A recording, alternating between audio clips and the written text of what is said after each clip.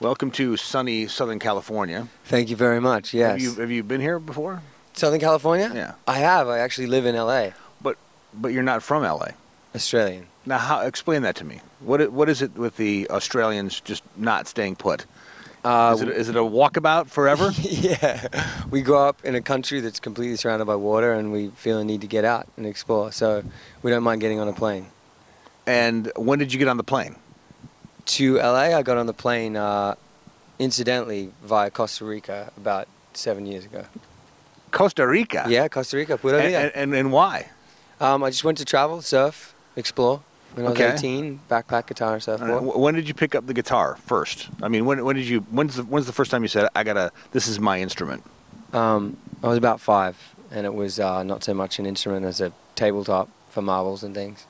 And then I started playing. Wait, what do you mean by that? You used it as something else then? Yeah, I just carried it around. I got a guitar when I was 5. I just carried it around, felt good. And then I think I learned a Doors riff when I was about maybe 7 or 8. Really? Went from there, yeah. Interesting. So for 2 years you're just walking around with this guitar? Yeah, more or less. Was it a nice guitar at least? No, absolutely not.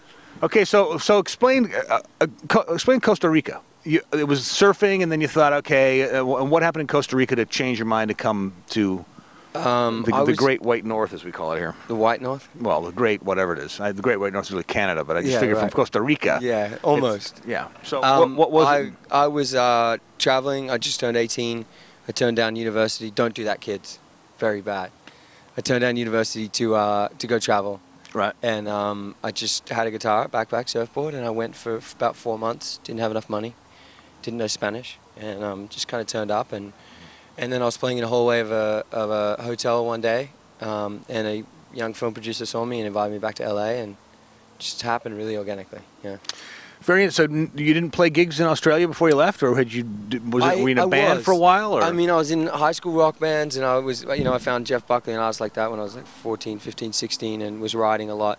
So I was writing original stuff and kind of exploring music from very young. But then that was kind of my exploration into the scene starting in LA. Yeah, definitely. All right. So the song you played, you mentioned the part about making the house out of driftwood and keeping it simple. Is that from the Costa Rican reference because of the amount of stuff you find on the beach down there? It's just from a place of keeping it simple, finding out what's important to you in life. And I guess for me, I've always lived on the ocean growing up, and I think for me, if I have a little house on the beach somewhere, and that's pretty much all I need, I'll be happy in the end. Right. So that wasn't written from a point of view of I've definitely trying to get back to there, or is it just... No, I kind of still live that way. I mean, I live in Hollywood now, but I drive to Malibu, 4 or 5 times a week and surf and just have that balance. So if I come back from the Midwest touring, I run straight back to the ocean. And, I guess for me, it's just about, it is about keeping things simple, and bringing things back to the basics and knowing what you want before you go for anything, So when you just advise kids to stay in university, because it's a tough lifestyle. But at the same, both. I was displaying a little bit of Australian irony. I think honestly, if I'm going to be really honest, I think you should follow your heart and do the things that matter to you. If you want to be a carpenter and that feels right, then go into carpentry when you know. I think university is a fantastic system when you know where you're going with it. Do you find, though, that because of your journeys and the fact that you put yourself through I don't want to say an ordeal, but, as you said, you got to have enough money to survive. Sure, yeah. You can only carry X amount of things with you before you become looking like, some crazy homeless person. Which I do sometimes. Well, but isn't that, in essence, how you come up with inspiration for writing songs? Absolutely. You have to go through this stuff. Absolutely. So and heartbreak and new love and finding places and... So do you break up with people just to be able to, look, this is going really good, but I need a really good song right now, so... No. Sorry. Touring, yes? Yes. Probably doing maybe a Vespa tour coming up soon and some stuff with Quicksilver and Roxy, like a whole lot of stuff. A Vespa tour? Yeah, we're kind of trying to make it work right now, yeah. Vespa as in the Italian motor scooter manufacturer? Yeah. Seriously? So Vespa would basically sponsor a tour? Well, I mean, I know that they're running tours and kind of putting things together. It's about finding brands that you relate to and you understand. It's not about going out and selling yourself in that respect. Sometimes people do it for money. If they have an approach to getting the money and knowing what they want to do with it, that's fine. But it's about finding something you love. If you wrote a song, yeah, and changed the lyrics to mention Vespina, that's selling out. Yeah, I agree. Getting money from somebody to go out there and do a tour and playing your own material and doing whatever, that's not selling out. I agree. The definition of selling out is compromising your art.